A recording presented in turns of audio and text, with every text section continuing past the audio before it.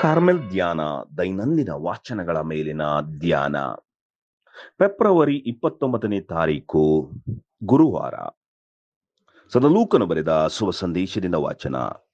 ಆ ಕಾಲದಲ್ಲಿ ಯೇಸು ಶಿಷ್ಯರನ್ನು ಉದ್ದೇಶಿಸಿ ಈ ಸಾಮತಿಯನ್ನು ಹೇಳಿದರು. ಒಬ್ಬ ಧನಿಕನಿದ್ದ. ಬೆಲೆ ಬಾಳುವ ಉಡುಗೆ ತೊಡುಗೆಗಳನ್ನು, ನಯವಾದ ನಾರು ಮಡಿಗಳನ್ನು ಧರಿಸಿಕೊಂಡು ದಿನನಿತ್ಯವೂ ಸುಖ ಭೋಗದಲ್ಲಿ ಮೈಮರೆಯುತ್ತಿದ್ದ.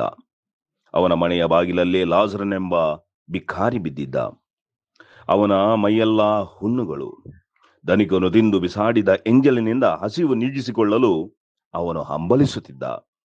ಅಷ್ಟು ಮಾತ್ರವಲ್ಲ, ನಾಯಿಗಳು ಬಂದು ಅವನ ಹುಣ್ಣುಗಳನ್ನು ನೆಕ್ಕುತ್ತಿದ್ದವು. ಒಂದು ದಿನ ಆ ಭಿಕಾರಿ ಸತ್ತು ಹೋದ. ದೇವದೂತರು ಅವನನ್ನು ತೆಗೆದುಕೊಂಡು ಹೋಗಿ ಸ್ವರ್ಗ ಸಾಮ್ರಾಜ್ಯದಲ್ಲಿದ್ದ ಅಬ್ರಹಾಮನ ಪಕ್ಕದಲ್ಲಿ ಕೂರಿಸಿದರು. ಧನಿಕನು ಕೂಡ ಸತ್ತು ಹೋದ. ಅವನ ಶವ ಸಂಸ್ಕಾರವು ಮುಗಿಯಿತು. ಪಾತಾಳದಲ್ಲಿ ಯಾತನೆ ಪಡುತ್ತಾ ಅವನು ಕಣ್ಣೆತ್ತಿ ನೋಡಿದಾಗ ದೂರದಲ್ಲಿ ಅಬ್ರಹಾಮನನ್ನು, ಅವನ ಪಕ್ಕದಲ್ಲಿಯೇ ಕುಳಿತಿದ್ದ ಲಾಜರನನ್ನು ಕಂಡ. ಓ ಪಿತಾಮಹ ಅಬ್ರಹಾಮ, ನನ್ನ ಮೇಲೆ ಕನಿಕರವಿಡು, ಈ ಅಗ್ನಿ ಜ್ವಾಲೆಯಲ್ಲಿ ಬಾಧೆ ಪಡುತ್ತಿದ್ದೇನೆ. ಲಾಜರನು ತನ್ನ ತುದಿ ಬೆರಳನ್ನು ತಣ್ಣೀರಲ್ಲಿ ಅದ್ದಿ ನನ್ನ ನಾಲಿಗೆಗೆ ತಂಪನ್ನು ಉಂಟು ಮಾಡುವಂತೆ ಅವನನ್ನು ಇಲ್ಲಿಗೆ ಕಳುಹಿಸಿಕೊಡು ಎಂದು ದನಿ ಎತ್ತಿ ಮೊರೆಯಿಟ್ಟ. ಅದಕ್ಕೆ ಅಬ್ರಹಾಮನು, ಮಗನೇ, ಜೀವಮಾನದಲ್ಲಿ ಬೇಕಾದಷ್ಟು ಸುಖ ಸಂಪತ್ತನ್ನು ನೀನು ಅನುಭವಿಸಿದೆ. ಲಾಜರನಾದರೂ ದುಃಖ ದಾರಿದ್ರ್ಯವನ್ನು ಅನುಭವಿಸಿದ ಎಂಬುದು ನೆನಪಿನಲ್ಲಿ ತಂದುಕೋ. ಆದರೆ ಈಗ ಅವನು ಇಲ್ಲಿ ಸುಖ ಪಡುತ್ತಾನೆ, ನೀನು ಅಲ್ಲಿ ಸಂಕಟ ಪಡುತ್ತಿರುವೆ. ಅಷ್ಟು ಮಾತ್ರವಲ್ಲ, ನನಗೂ ನಿನಗೂ ನಡುವೆ ಅಗಾಧ ಪ್ರಪಾತವು ಚಾಚಿದೆ. ಆದ ಕಾರಣ ಆ ಕಡೆಯಿಂದ ನಿಮ್ಮ ಬಳಿಗೆ ಬರಬೇಕಾಗಿದ್ದರೂ ಬರಲಾಗದು, ಆ ಕಡೆಯಿಂದ ನಮ್ಮ ಬಳಿಗೆ ದಾಟಿ ಬರಲು ಸಾಧ್ಯವಿಲ್ಲ ಎಂದ. ಆಗ ಧನಿಕ ಪಿತಾಮಹ ಅಬ್ರಹಾಮ, ಲಾಜರನನ್ನು ನನ್ನ ತಂದೆಯ ಮನೆಗಾದರೂ ಕಳುಹಿಸು. ನನಗೆ 5 ಸಹೋದರರಿದ್ದಾರೆ. ಅವರು ಈ ಯಾತನೆ ಸ್ಥಳಕ್ಕೆ ಬರದಂತೆ ಇವನು ಹೋಗಿ ಎಚ್ಚರಿಕೆ ಕೊಡಲಿ ಎಂದು ಬೇಡಿಕೊಂಡನು. ಅದಕ್ಕೆ ಅಬ್ರಹಾಮನು ಅವನಿಗೆ ಎಚ್ಚರಿಕೆ ಕೊಡಲು ಮೋಶೆ ಮತ್ತು ಪ್ರವಾದಿಗಳ ಗ್ರಂಥಗಳಿವೆ, ಅವುಗಳಿಗೆ ಕಿವಿಗೊಡಲಿ ಎಂದು ಉತ್ತರ ಕೊಟ್ಟ. ಇಲ್ಲ ಪಿತಾಮಹ ಅಬ್ರಹಾಮ, ಸತ್ತವರ ಕಡೆಯಿಂದ ಒಬ್ಬನು ಅವರ ಬಳಿಗೆ ಹೋದರೆ ಅವರು ಪಾಪಕ್ಕೆ ವಿಮುಖರಾಗುವರು ಎಂದು ಧನಿಕನು ಮತ್ತೆ ಕೇಳಿಕೊಂಡ. ಅದಕ್ಕೆ ಅಬ್ರಹಾಮನು, ಮೋಶೆಗೂ ಪ್ರವಾದಿಗಳಿಗೂ ಅವರು ಕಿವಿಗೊಡದಿದ್ದರೆ ಸತ್ತವರು ಜೀವಂತವಾಗಿ ಎದ್ದು ಬಂದರೂ ಅವರು ನಂಬುವುದಿಲ್ಲ ಎಂದ. ಪ್ರಭುವಿನ ಶುಭ ಸಂದೇಶವಿದು. ಕ್ರಿಸ್ತರೇ ನಿಮಗೆ ಸ್ತುತಿಯಾಗಲಿ. ಕಾರ್ಮೆಲ್ ಧ್ಯಾನವನ್ನು ಆಲಿಸುವ ಪ್ರೀತಿಯ ಸಹೋದರ ಮತ್ತು ಸಹೋದರಿಯರೇ, ಇವತ್ತಿನ ಶುಭ ಸಂದೇಶ ಧನಿಕ ಮತ್ತು ಭಿಕಾರಿ ಲಾಜರಸನ ಈ ಸಾಮತಿಯನ್ನು ನಾವು ಕೇಳಿದೆವು. ಈ ಸಾಮತಿಯಲ್ಲಿ ಶ್ರೀಮಂತ ವ್ಯಕ್ತಿ ಎಂದು ಉಲ್ಲೇಖ ಮಾಡಲಾಗಿದೆ, ಆದರೆ ಭಿಕಾರಿಯನ್ನು ಲಾಜರಸ್ ಎಂಬ ಹೆಸರಿನಿಂದ ಉಲ್ಲೇಖ ಮಾಡಲಾಗಿದೆ. ಇಲ್ಲಿ ಶ್ರೀಮಂತ ವ್ಯಕ್ತಿ ಅನಾಮಿಕ, ಆತನಿಗೆ ಹೆಸರಿಲ್ಲ. ಈ ಪ್ರಪಂಚದಲ್ಲಿ ಆತ ಹೆಸರು ಮಾಡಿದ್ದ, ಆತನಿಗೆ ಪದವಿ ಹುದ್ದೆ ಎಲ್ಲರೂ ನಮಸ್ಕಾರ ಮಾಡುತ್ತಿದ್ರು, ಆತನ ಹೆಸರು ಪ್ರಮುಖವಾಗಿತ್ತು. ಆದರೆ ನಮ್ದು ಯಾವುದು ಆಸ್ತಿ ಸಂಪತ್ತು ದೇವರ ಮುಂದೆ ಅಗಣ್ಯ ಮತ್ತು ನಶ್ವರ, ಅದಕ್ಕೆ ಯಾವುದೇ ಬೆಲೆ ಇಲ್ಲ ಎಂಬುದನ್ನು ಸೂಚಿಸಲು ಒಬ್ಬ ಧನಿಕ ಅಥವಾ ಶ್ರೀಮಂತ ಎಂಬುದಾಗಿ ಮಾತ್ರ ಶುಭ ಸಂದೇಶಗಾರ ಅವನನ್ನು ನಮೂದಿಸುತ್ತಾನೆ. ಆದರೆ ಲಾಜರಸ್ ಈ ಪ್ರಪಂಚದಲ್ಲಿ ಒಬ್ಬ ಕೀಳಾದ ವ್ಯಕ್ತಿಯಾಗಿದ್ದ. ಆತನಿಗೆ ಕೇಳುವವರು ಯಾರೂ ಇರಲಿಲ್ಲ. ನಾಯಿಗಳು ಬಂದು ಆತನ ಹುಣ್ಣುಗಳನ್ನು ನೆಕ್ಕುತ್ತಿದ್ದರು. ಆತ ಒಬ್ಬ ನಾಯಿಯ ಕಡೆ ಅಥವಾ ನಾಯಿ ಸಮಾನವಾಗಿದ್ದ. ಆದರೂ ದೇವರ ಮುಂದೆ ಆತ ಅಮೂಲ್ಯ. ದೇವರಿಗೆ ಪ್ರತಿಯೊಂದು ಜೀವವೂ ಅಮೂಲ್ಯ. ಬಡ ವ್ಯಕ್ತಿ ಇರಬಹುದು, ಒಬ್ಬ ಮಗು ಇರಬಹುದು, ಅಥವಾ ಅನಕ್ಷರನಿರಬಹುದು, ದಾರಿದ್ರ್ಯ ವ್ಯಕ್ತಿ ಇರಬಹುದು, ಅಂಗವಿಕಲನಾಗಿರಬಹುದು, ಅಥವಾ ಯಾವುದೇ ಈ ಪ್ರಪಂಚದಲ್ಲಿ ಹುದ್ದೆ ಪದವಿ ಇಲ್ಲದ ವ್ಯಕ್ತಿ ಇರಬಹುದು, ಆದರೆ ದೇವರಿಗೂ ಎಲ್ಲರೂ ಅಮೂಲ್ಯರು. ಅದಕ್ಕಾಗಿ ಈ ಬಿಗಾರಿ ಲಾಜರಸನು ಎಂಬ ಆತನ ಹೆಸರು ಶುಭ ಸಂದೇಶದಲ್ಲಿ ಬರೆಯಲ್ಪಟ್ಟಿದೆ. ಸ್ವರ್ಗದಲ್ಲಿ ಪ್ರೀತಿ ಇರುವ ವ್ಯಕ್ತಿಯ ಮಾತ್ರ ಹೆಸರು ಬರೆಯಲ್ಪಡುತ್ತದೆ. ನಮ್ಮ ಹಣದಿಂದ ಮತ್ತು ನಮ್ಮ ಅಂತಸ್ತಿನಿಂದ ಸ್ವರ್ಗ ಸಾಮ್ರಾಜ್ಯವನ್ನು ನಾವು ಕೊಂಡುಕೊಳ್ಳಲು ಸಾಧ್ಯವಿಲ್ಲ ಎಂಬುದಕ್ಕೆ ಇವತ್ತಿನ ಶುಭ ಸಂದೇಶದ ಈ ಸಾಮತಿ ಒಂದು ದೊಡ್ಡ ಉದಾಹರಣೆ.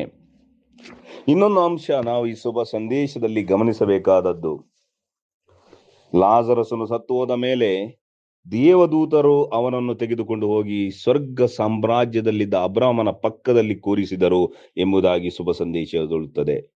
ಆದರೆ ಧನಿಕನು ಸತ್ತು ಹೋದಾಗ ಆತನ ಶವ ಸಂಸ್ಕಾರ ಮಾಡಿ ಮುಗಿಸಿ ಪಾತಾಳದ ಯಾತನೆ ಪಡುವ ಸ್ಥಳಕ್ಕೆ ಆತನನ್ನು ಕೊಂಡೊಯ್ಯಲಾಗಿತ್ತು ಎಂಬುದಾಗಿ ಹೇಳಲಾಗುತ್ತದೆ.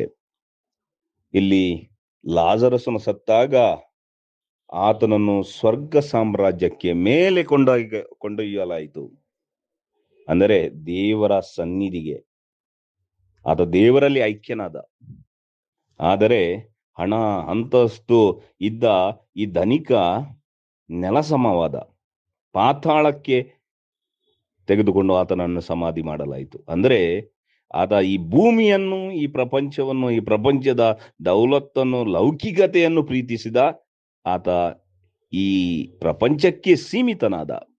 ಆದರೆ ಲಾಜರಸ್ನಿಗೆ ಯಾವ ಲೌಕಿಕ ಸೌಭಾಗ್ಯಗಳು ದೊರಕಿಲ್ಲ. ಆತನ ಸೌಭಾಗ್ಯ ದೇವರೇ ಆದರು, ಅಂದರೆ ಸ್ವರ್ಗ ಆತನ ಸಾಮ್ರಾಜ್ಯವಾಯಿತು.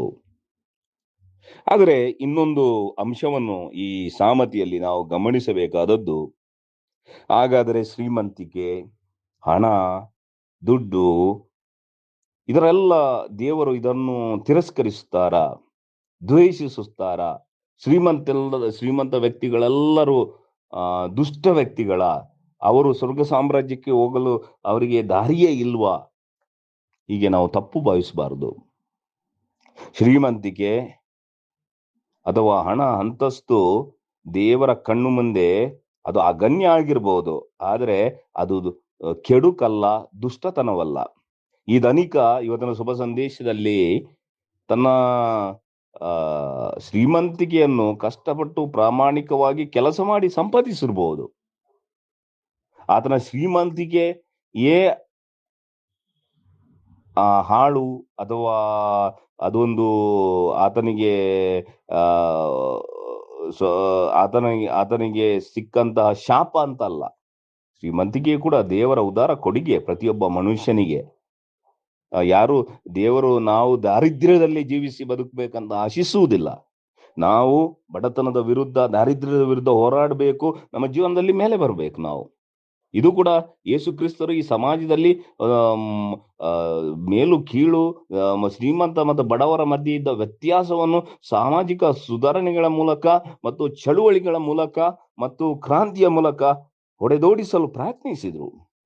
ಆದರೆ ಈ ಧನಿಕನಲ್ಲಿ ಇದ್ದ ಕುಂದು ಕೊರತೆ ಏನು? ಆತ ಯಾವುದೇ ರೀತಿಯಲ್ಲಿ ಆ ಲಾಜರಸನಿಗೆ ಚಿತ್ರಹಿಂಸೆ ಕೊಡ್ಲಿಲ್ಲ, ಅಥವಾ ಆತನ ಮೇಲೆ ದಬ್ಬಾಳಿಕೆ ಮಾಡಲಿಲ್ಲ, ಆತನಿಗೆ ಕಷ್ಟ ಕೊಡ್ಲಿಲ್ಲ, ಅಥವಾ ಆತನಿಗೆ ಯಾವುದೇ ರೀತಿಯ ತೊಂದರೆ ಕೊಡ್ಲಿಲ್ಲ. ಅದು ಕರೆಕ್ಟ್.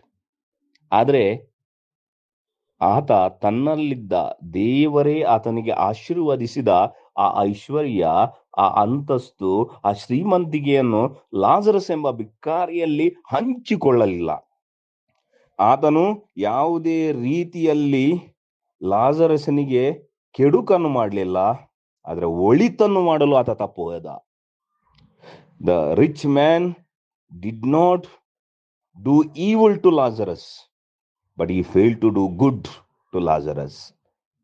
ಅದಕ್ಕಾಗಿ ಆತ ನರಕದ ಬೆಂಕಿಗೆ ತುತ್ತಾದ.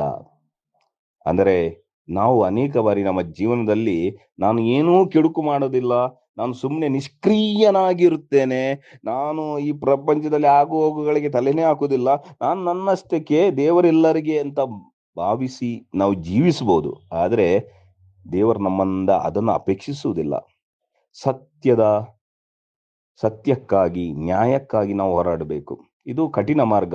ನಿಷ್ಕ್ರಿಯರಾಗಿ ಜೀವಿಸುವುದು ಸುಲಭದ ಮಾರ್ಗ. ಅನೇಕ ಬಾರಿ ಸ್ವರ್ಗಕ್ಕೆ ಹೋಗುವ ದಾರಿ ನಮ್ಮ ನೆರೆಯವನ ಮನೆಯ ಬೀದಿಯಲ್ಲಿ ಅಥವಾ ಅಂಗಳದಲ್ಲಿ ಹಾದು ಹೋಗ್ತದೆ ಅಂತೆ. ಅಂದ್ರೆ ನಾವು ನೆರೆಯವನಿಗೆ ಪ್ರೀತಿಸಿದ್ರೆ ಮಾತ್ರ ಆ ಸ್ವರ್ಗ ಸಾಮ್ರಾಜ್ಯವನ್ನು ಸೇರಲು ಸಾಧ್ಯ.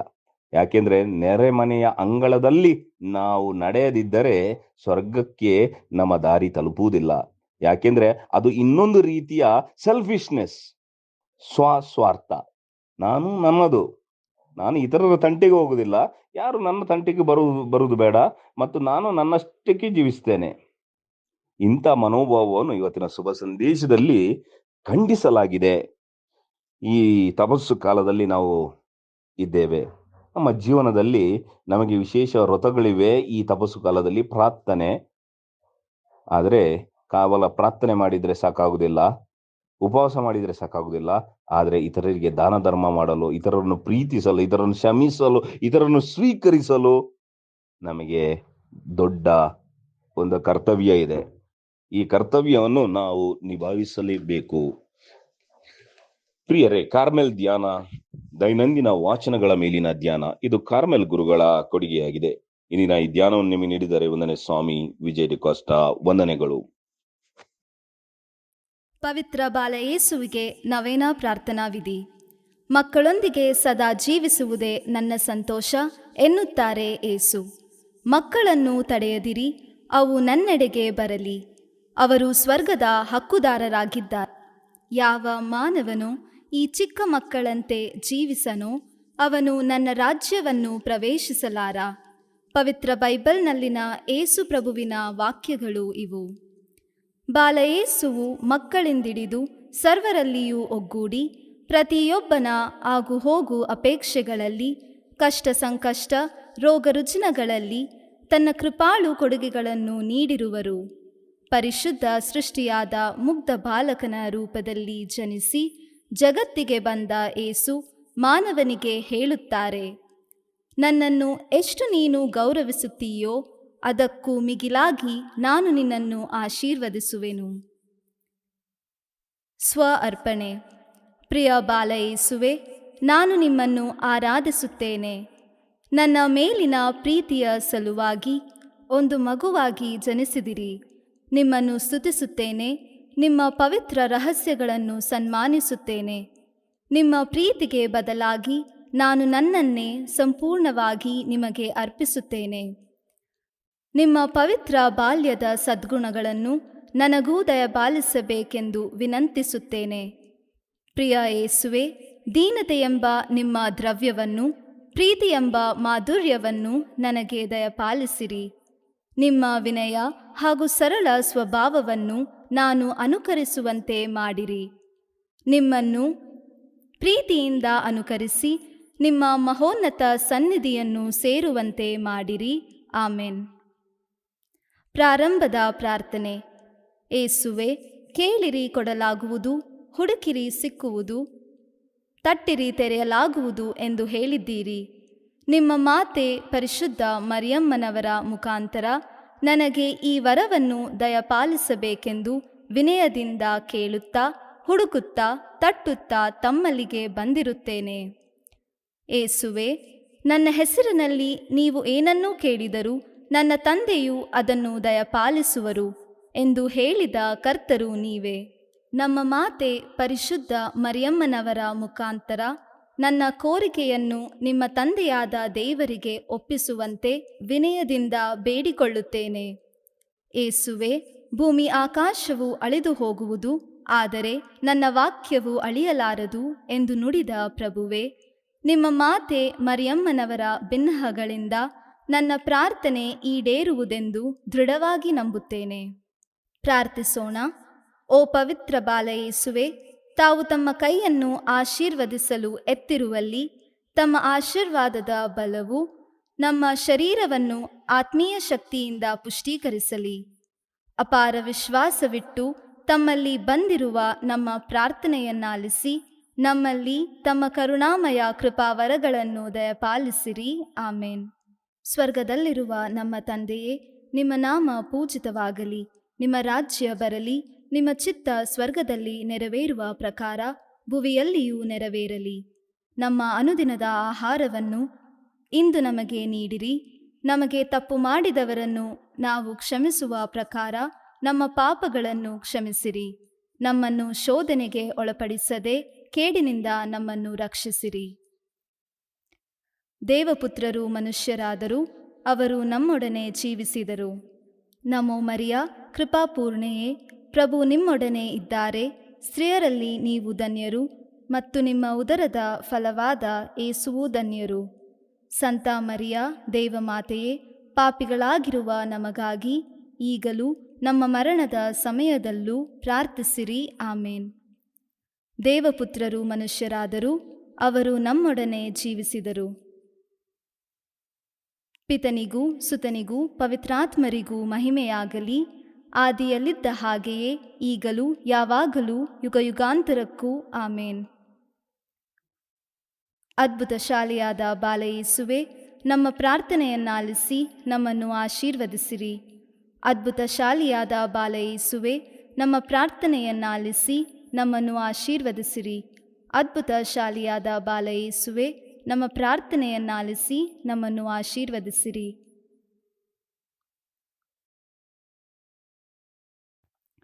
ಬಾಲಯೇಸುವಿನಲ್ಲಿ ಪ್ರಾರ್ಥಿಸೋಣ. ಓ ಅದ್ಭುತ ಶಾಲೆಯಾದ ಬಾಲಯೇಸುವೆ, ನಾವು ನಿಮ್ಮ ಮುಂದೆ ಸಾಷ್ಟಾಂಗವಾಗಿ ಅಡ್ಡಬಿದ್ದು ನಿಮ್ಮ ಸಹಾಯವನ್ನು ಯಾಚಿಸುತ್ತೇವೆ.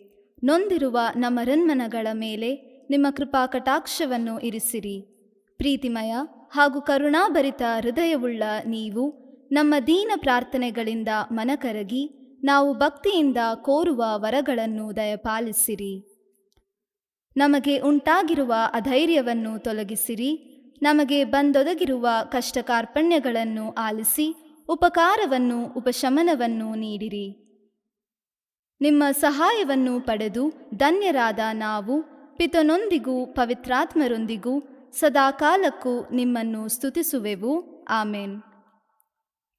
ಕೃತಜ್ಞತಾ ಪ್ರಾರ್ಥನೆ. ದಯಾಭರಿತ ಬಾಲಯೇಸುವೆ, ನಿಮ್ಮ ಮುಂದೆ ಮೊಣಕಾಲೂರಿ ನನ್ನ ಮೇಲೆ ನೀವು ಸುರಿಸಿದ ಕೃಪಾವರಗಳಿಗಾಗಿ ಮನಪೂರ್ವಕ ವಂದನೆಗಳನ್ನು ಸಲ್ಲಿಸುತ್ತೇನೆ. ನಿಮ್ಮ ಕರುಣೆಯನ್ನು ಯಾವಾಗಲೂ ಸ್ಮರಿಸಿಕೊಂಡು, ನೀವೇ ನನ್ನ ದೇವರು, ನೀವೇ ನನ್ನ ಸಹಾಯಕರು, ನೀವೇ ನನ್ನ ಆಶ್ರಯದಾತರು ಎಂದು ನಿವೇದಿಸುತ್ತೇನೆ. ನಿಮ್ಮ ದಯೆ ಧಾರಾಳತ್ವವನ್ನು ಎಲ್ಲೆಲ್ಲೂ ಸಾರುತ್ತೇನೆ. ನಿಮ್ಮ ಅಪಾರ ಪ್ರೀತಿ ಪರಾಮರಿಕೆ ಸರ್ವರಿಗೂ ಲಭಿಸಲಿ. ನಿಮ್ಮ ಬಾಲ್ಯದ ಭಕ್ತಿ ಮಾನವ ಕೋಟಿಯ ರನ್ಮನಗಳಲ್ಲಿ, ಸರ್ವಧರ್ಮೀಯರಲ್ಲಿ, ಪ್ರತಿ ಮಾನವನ ಹೃದಯದಲ್ಲಿ ಆಳವಾಗಿ ಬೇರೂರಲಿ. ನಿಮ್ಮ ಸಹಾಯವನ್ನು ಪಡೆದವರೆಲ್ಲರೂ ನಿಮ್ಮ ಪವಿತ್ರ ಬಾಲ್ಯಕ್ಕೆ ಪ್ರಣಾಮಗಳನ್ನು ಸಲ್ಲಿಸಿ ನಿಮ್ಮನ್ನು ಸದಾಕಾಲಕ್ಕೂ ಸ್ತುತಿಸಿ ಮಹಿಮೆಪಡಿಸಲಿ. ಆಮೇನ್.